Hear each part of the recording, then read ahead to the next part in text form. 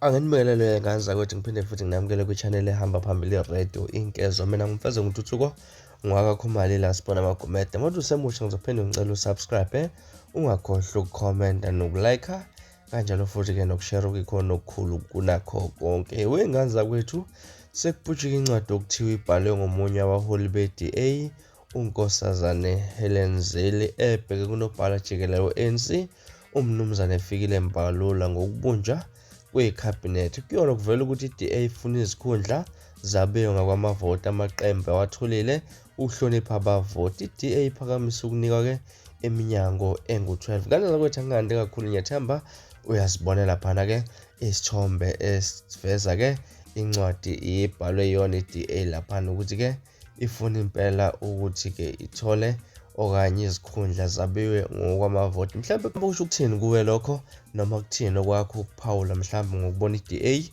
ifuna mhlawumbe ukuthola izikhundla ezithe ukuthi ixaxa laphana ngokwamavoti aba. Ke sivele sihlala comment section ungitshela kabanzi ukuthi luthino lakho uvo ngalolu daba. Ngilasibona enganza kwethu ke nayi incwadi engikubekele yona laphana ke esithombe njengoba ubona njengamanje ngicela uzokufunda konke okubhaliwe laphana iyona i-DA okubhaliwe umphathi uHelen Zille ukuthi ke ufuna izikhundla zabiwe ngokwamavoti yabantu laphana kade bavota kakhulu. Nayi incwadi enganza kwethu ke uzibonele laphana okukhulunywa ngakho ukuthi i-DA ngempela ifuna ukuliphatha lelizwe. Kodwa ngisho lutho enganza kwethu ngizodedela wena usho kwakho uvo ngalolu daba. From me last point sengiphuma njena kodwa ngiyathembisa uyabuya futhi nezinye ezilandelayo ku-video elandelayo. Kwakho ukusubscribe nesiphatha kahle nimenze usuku lomnandi ngithanda khona.